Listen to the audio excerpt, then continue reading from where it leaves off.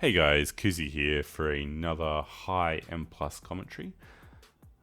This today is a Underrot 22 on Fortified Bolstering Skittish.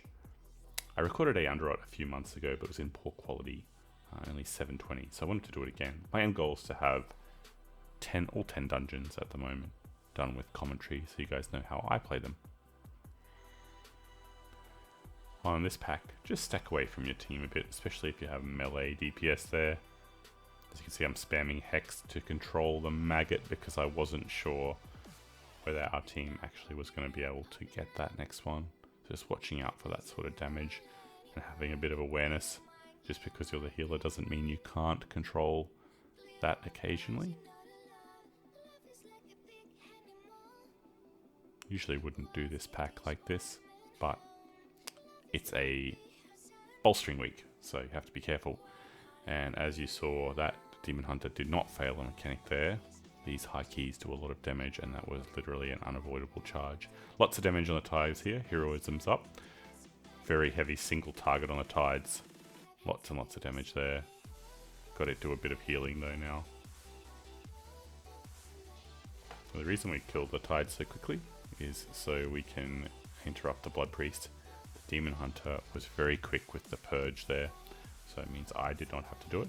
It's very reasonable to use your Healing Rain, Cloudburst Totem, and Healing Tide Totem on this fight, because there's a fair bit of AoE damage going out with the spears and different things like that. Still can do damage on these fights, and you should be. You should be trying to get as many flame shocks off as possible, and then when you get lava burst procs, trying to throw out that bit of extra damage. I'm going to talk a bit more today about the utility of Resto Shaman with our totems, but we'll get to that. As you can see there, Resto Shaman's in a pretty cool place as the healer.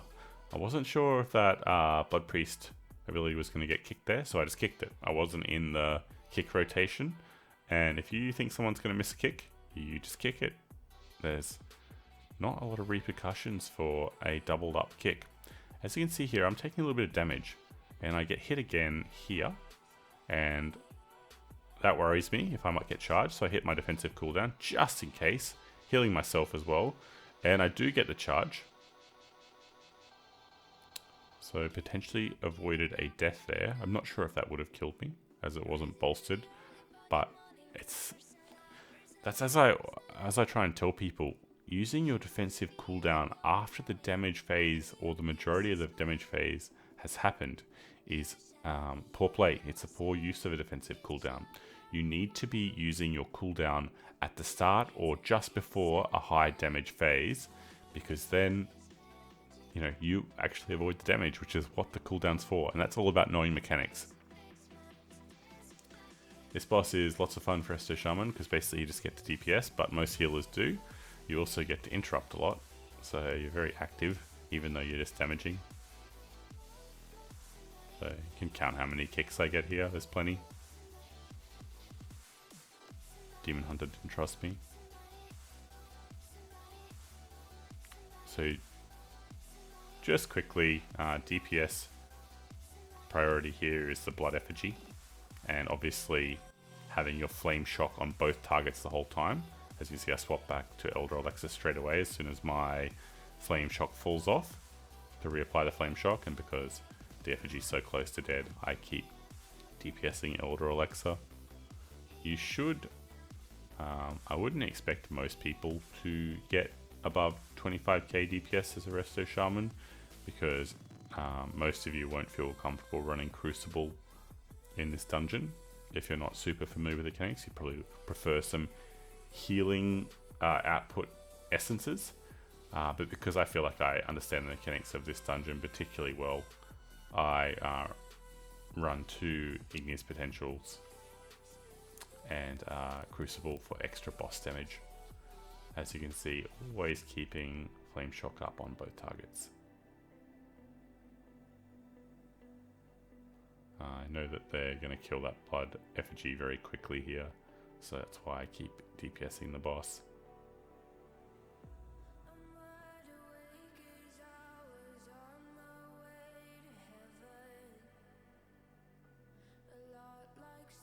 My talents for this dungeon I'm running Unleash Life, Echo of Elements, Earthen Wall Totem, Earthgrab Totem, Spiritwalker's Grace, Cloudburst Totem, and Hightide. Koozie, why are you running Hightide? Because your whole team will die if you don't. They will die very quickly on the second boss. Again, lots of damage on the emissary of the tides here, so you can pull the next pack in on bolstering. We want to go get those lashes for a bit of extra count, quick count. If you're wondering why I snap my camera around here, it's to always check where the pats might be. It's quite a sin on bolstering keys as a, especially as the healer, to accidentally pull something in late in the pull. Keeping your flame shocks up, try and maximize your damage. Even though you can't do lots of damage on big packs, you should still do as much as you sort of can. Ideal number of packs for Resto Shaman, 3 or 4. You do lots of damage then. As much damage as any other healer. Anything bigger than 5 packs and your damage, you get out damaged very quickly by things like a Resto Druid and a Holy Paladin. Even priests will out damage you quite significantly. Anything 3 and 4 or less, you'll be very competitive. 3 targets, you'll probably win.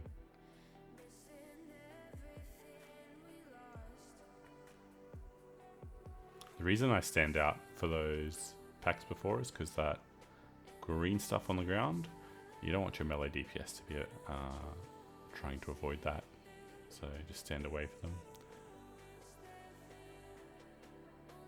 As you can see, I put my Earthgrab down, Earthgrab Totem, and I put my Earthbind Totem down as well. And the reason I do that is because I can kite the Bloodswarmer very, very easily. So our warrior DPS here gets the gaze on him from the Bloodswarmer, and you can see me pre-casting heals on him 100%. Some of you are probably thinking like, why are you healing him when he's on 100%? It's because I'm generally, that is a very high damaging mob and will take away 80% of your health in literally a GCD. So if you pre-cast and it hits as you sort of at the end of your cast, they just go back to 100%, so it means they don't need to run away. Because if two hits from that Bloodswarmer go off in a row, you're dead. Especially on this level of key. So that's my bad there. I pulled aggro on the Bloodswarmer because I DPS too early. It's skittish weak. Obviously had the presence to go into wolf form and run away.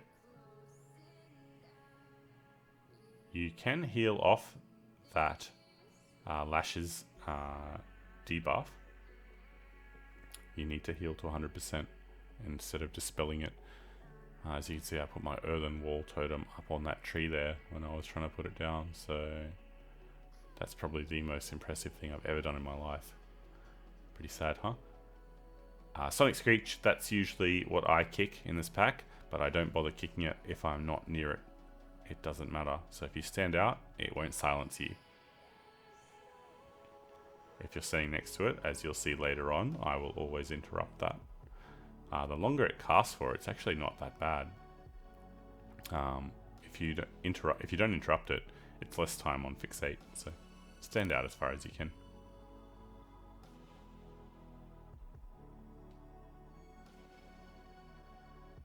So here's, I think our warrior dies here if I don't Spirit Link. Because that tank was taking heavy damage too, so I was going to have to heal both. So just, I always say, use your cooldowns. They're there to be used, don't save them. Lots of heavy single target damage going on the warrior. So, all healing there. As you can see, I interrupt the Screech because I'm standing right next to him and I was going to get silenced otherwise. Rogue now takes big damage and cloaks, so he's safe now. You can see he's got Cloak of Shadows up.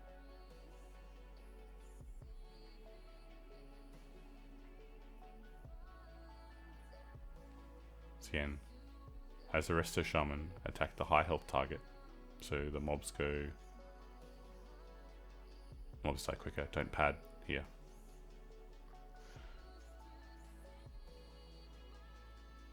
You can see I haven't had a drink of mana for a long time.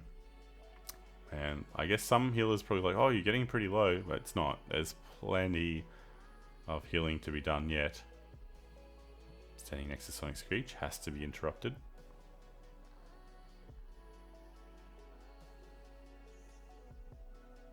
Demon Hunter's running a very strong cooldown at the moment, so I'm not really peeling very much. I hit Astral Shift. I tank the Blood Swarmer for as long as I can in the pack, so our DPS can cleave off it, rather than having to single target it away. As you can see, my Earthgrab Totem and Earthbind Totem are both on cooldown again to help me kite the mob.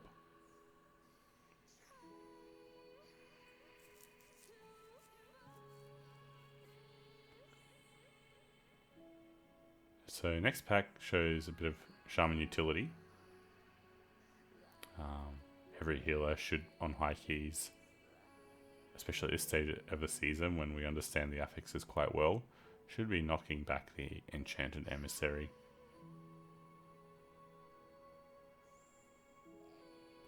Also keeping an eye on your tank's health. I get uncomfortable here. I know I need to heal, stopping knocking back, but I also know the Emissary is going to disappear. That's why I stopped. You get a feel for that thing, that sort of thing. Root for the warrior here, and stun for him as well. And I'll pop Earthbind down. I'm trying to save it in case it goes on me. And as you can see, I'll Earthbind for myself here. Spiritwalker's Grace to increase my run speed while casting, and also, as you know, you can cast while moving, but primarily used it there for the increase in speed.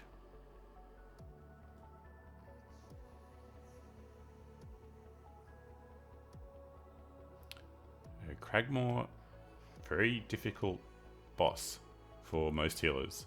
I don't know many healers that enjoy healing this boss. I quite like it because it's challenging and you need to use your cooldowns properly, or need to understand where you are with your cooldowns. And that's one reason I use weak auras. Although Memory of Lucid Dreams messes around with the Hightide weak aura, you still get a good idea of when it's coming. It's very obvious whether your Hightide active. First phase of this, put Craigmore as your focus target so you can monitor how much energy he has. 100% energy means Tantrum is imminent and you will need to heal a significant amount. If you don't heal Tantrum on a key this high, your team will be dead very quickly, and it's why you take Hightide. And it's the other reason you take Cloudburst Totem. But the first phase, you should be doing about, 20 to 30k DPS. At around 80%, I make sure I definitely have Hightide. And my rotation is here, Cloudburst down, Healing Rain, put a Riptide out, because I know I've got a bit of time, Unleash Life, precast Chain Heal. Hightide's running out, so I need to drop my Chain Heal quickly to charge my Cloudburst. Cloudburst is looking pretty good. And then pop the Cloudburst there, and everyone's quite safe. As you can see, I did not use a cooldown there. I did not even use Earthen Wall Totem. My Astral Shift is still off cooldown. So is my Stone Form, which is a physical damage reduction, and I did not Spirit Link either. The Warrior did not use a cooldown, and neither did the Rogue or the Demon Hunter. The Monk did, because he ran out. The way I heal the fight is I tell them to all stack up. The reason there were ticks that were there was because I wasn't paying enough attention. Once again, Tantrum's coming up, Healing Rain down, which is very good value when you've got Deluge as well. Tell your team to wait, tell them to go now, very safe, and your Cloudburst is about to pop, so everyone's very safe.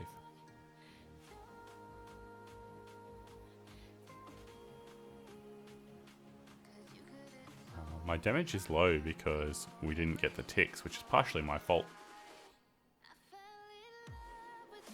So I had to heal quite a lot before the second Tantrum. So we're going to if that didn't happen, we wouldn't have had 3 tantrums, which is what you want to avoid on fortified weeks. Not that it's that hard to heal, but you just want to try and avoid that because it's just unnecessary risk. As you can see, I'm furiously wasting healing surges, trying to waste my mana to get a Hightide back, because I know it's very close. And Hightide back here, and chain heal pre-casting. My team runs away from me, so I get really bad value out of my chain heal there. That's what happens when people do things that are a little bit unpredictable. I wasn't aware that was going to be happening, so I lost a lot of throughput there.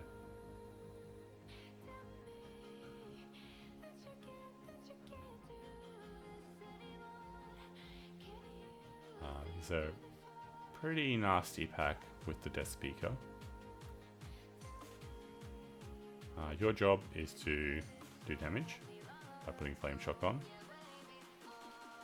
Purge the bone shields that go off. Wicked Frenzy should never be going off when there's no tides there because of this very nasty dot.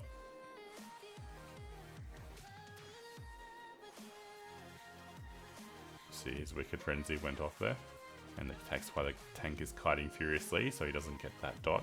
That does an incredible amount of damage on high keys. As you can see, once again, my Earthbind Totem and my Earthgrab Totem are in succession of each other there to help the tank kite, just to give him lots of extra speed compared to the mob, so he can get away and not take damage and not get hit by that dot, because I don't want him to get hit twice by that, because it means I can't dispel it on the second go and he could die. Once again, lots of damage on the tides here. Dangerous pack. Don't damage too early or that will happen to you, especially on Skittish Week. So lots of bone shields going off. Demon Hunter does a great job to purge a few of them, and I get as many as I can as well. So this is quite a tricky pack here. The tides just died, but Wicked Frenzy has gone off. I've dispelled the tank and rooted them, and now I will stun them so he doesn't get hit by the Wicked Frenzy dot again. Interrupt as many bone shields as you can, and then purge the other two, and then the third one as well. That's what you should be doing when your tank's not taking damage, and that's a high damage phase because he gets the Wicked Frenzy dot again. Should not be getting that. That should be interrupted. So using all my kiting tools to help the tank while healing him and helping the DPS by dispelling, purging the targets, as you can see. Earthern Wall Totem is down now, so the tank cannot really die to these packs. Lots of damage on the high health targets, try and kill them evenly to minimize the bolster.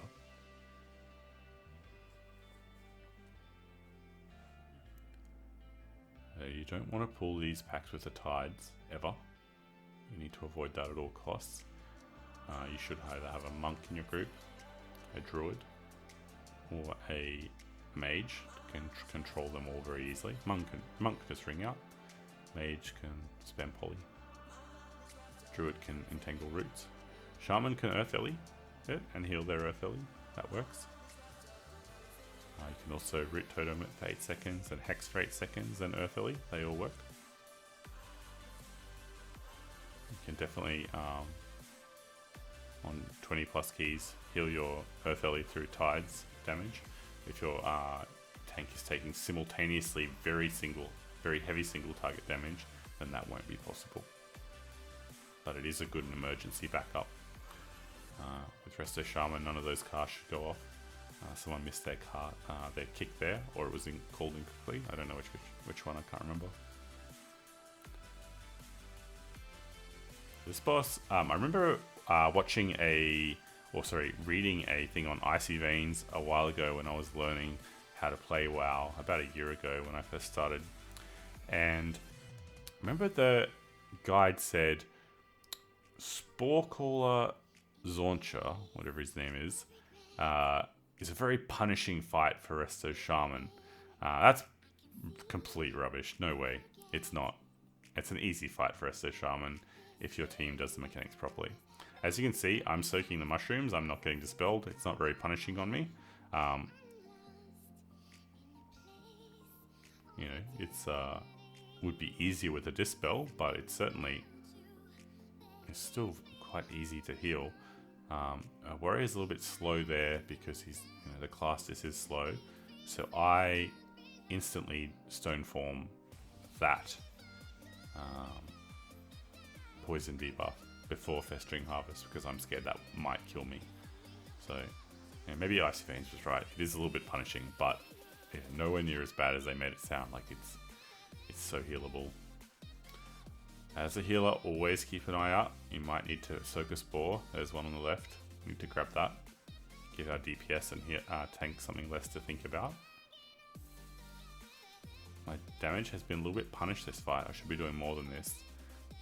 But unfortunately, we've had a few mistakes with the mushrooms. So those last two need to be soaked, but I don't want to soak it again because I don't have stone form. But I can certainly heal the tank quite significantly. And he Zen meds very well there. He can obviously dispel the poison effects.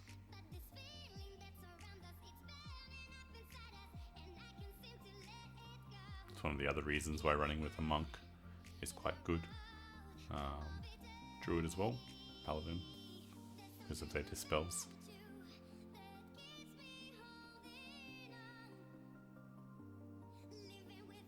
Believe it or not, you don't want to stand in front of those cotton ball things. They aren't very friendly. The DPS and tank do an excellent job of soaking all the mushrooms this time. If you ever want to show off in a key for another healer, you can do a bit of burst healing here. Cloudburst Totem. Unleash Life. Chain Heal is about to go off. Instantly heal it. Still got Hightide active. Everyone's back to full after Festering Harvest. No damage reduction cooldowns up. Just show the world you can heal as a Resto Shaman.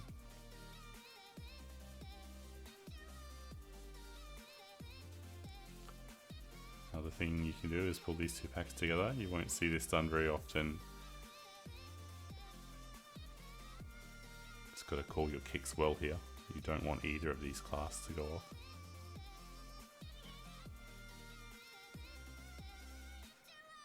It's my kick, the Shadow Volley.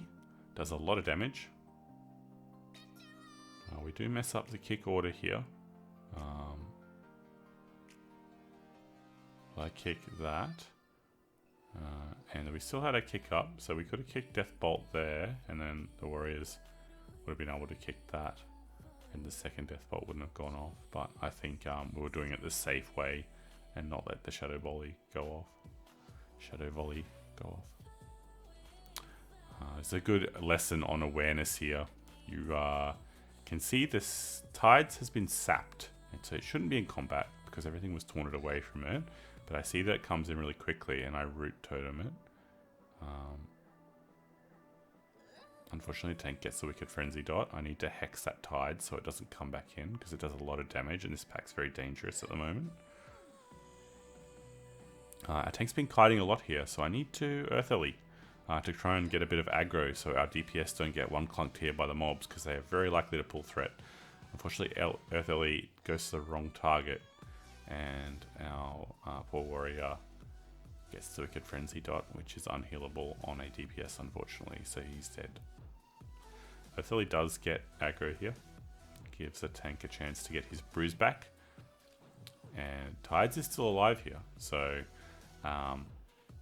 but the Death Speaker is dead, so this is a lot less dangerous now. Still does a lot of damage. Should purge all these targets, but have to be simultaneously aware of your tank's health. So I stun here because I can see the Tides is on a different level to the rest of the mobs, and that allows you to stun. Always purge those whenever you get a spare GCD. It doesn't come up on the as DPS, but you're helping significantly. and then DPS the high hold target. Make sure bolstering's not a thing, and you've done your team a service.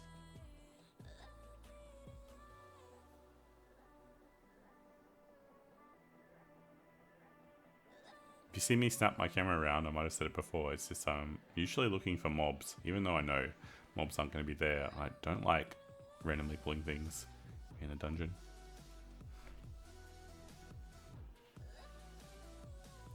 Obviously we have a lot of percentage here. Doing well. Shout out to the last pack. This pack's nasty. Everything here one-shots you. So if you... No place for the faint-hearted. The Maddening Gaze will one-shot you. The Tentacles will one-shot you. Pull aggro from the mobs, they'll one-shot you as well. You gotta be very careful here. On lower keys, you can Tremor Totem Maddening Gaze, because your team won't die from it. And it will stop them getting feared into the worms, and then the worms pulling while you're doing things like this. And then that sort of inevitably leads a pug to wiping. As you saw, you can't stand in bad stuff here. It does kill you very quickly. So just because you're avoiding mechanics and healing, because there's not a lot of healing to be done here, you still have to damage. If you do no damage on this key as a Resto Shaman or as any healer, you'll fail the key.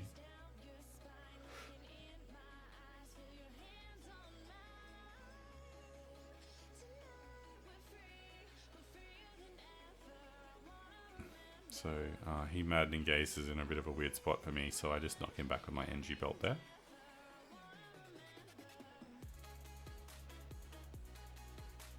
Try and keep the damage up. Got some reasonable movement while still damaging. It's better to Flame Shock, even though they've got a Flame Shock on them, than doing no damage. Don't waste a GCD.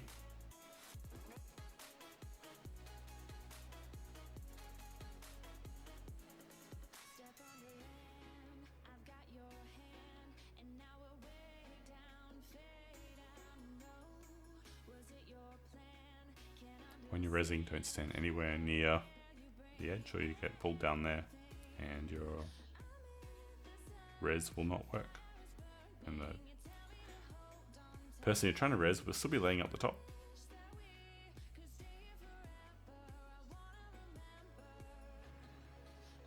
So you do lots of damage on this fight. Resto Shaman's in quite a cool spot. You get to control your team's heroism for the most part. Chances are you probably won't be playing with a mage, and I'm guessing most hunters don't take the hero pet in Mythic Plus because other pets are much better. So obviously only hero when your team wants it. Don't hero randomly when they don't have cooldowns or you are effectively wasting it.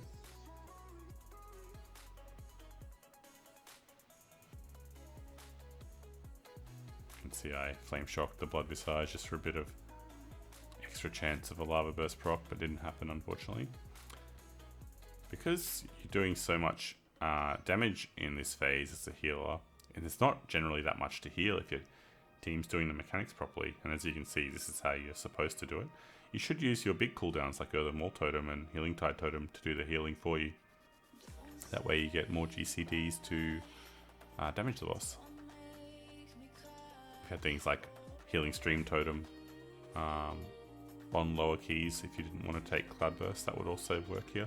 As you can see, I root the spores.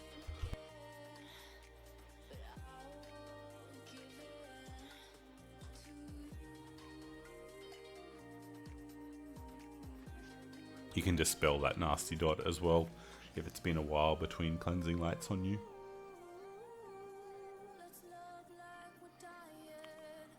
Don't get too carried away with your damage. If your team's taking significant amount of damage themselves, then you should be doing your job, which is primarily to heal.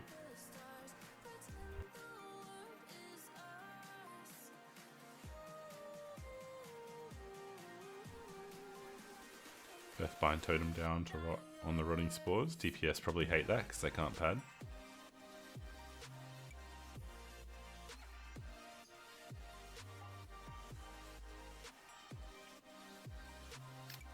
this has been Underrot 22. Always throw a Spirit Link out for the lols at the end, boys. Hope this has been insightful for you to heal Underrot high keys. Thanks for watching.